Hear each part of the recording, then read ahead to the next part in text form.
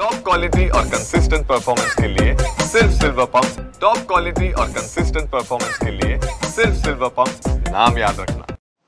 नागपुरात तापमानाचा पारा चांगलाच वाढतो आहे आणि 40 पार झालेला आहे। अशामध्ये सिग्नलवर उभं राहणं नागरिकांना मोठं कठीण होऊन जातं, कारण ज्या ठिकाणी लांब सिग्नल आहे 1 ते 1.5 मिनिटाचे 2 मिनिटाचे सिग्नल आहे त्या ठिकाणी ग्रीन नेट लावली, याचा काही फायदा होतो आहे उन्हामुळे? हो, वाटत आहे काही इम्पॅक्ट त्याच्यामुळे थोडा तेवढी ऊन वाटत नाही आहे। 1 ते 2 मिनिट या सिग्नलवर उभं राहावं लागतं। हो, कमीत कमी 60 ते 120 सेकंद ते राहावं लागते ते उभं।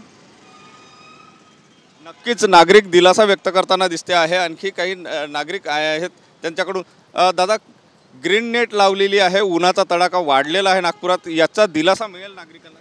हो, 100% मिळेल आणि नागपूर कॉर्पोरेशनचा उपक्रम चांगला आहे, आम्ही सपोर्ट करू त्याला, छान आहे।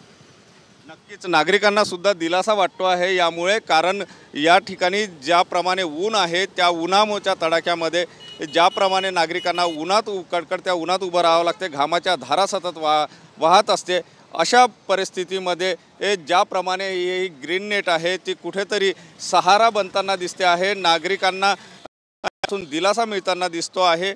आणि महानगरपालिकेने हा जो उपक्रम आहे तो वेगवेगळे जे महत्त्वाचे चौक आहेत ज्या ठिकाणी सिग्नल बंद ठेवू शकत नाही अशा ठिकाणी अशा ग्रीन नेट लावलेल्या आहे।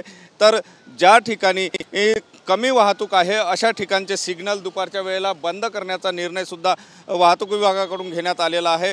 त्यामुळे नागपूरच्या नागरिकांना या कडकडत्या उन्हामध्ये कुठेतरी या सगळ्या बाबींमुळे काहीसा दिलासा मिळताना पाहायला मिळतो। कॅमेरामन साईसह सुनील ढगे, TV9 मराठी, नागपूर।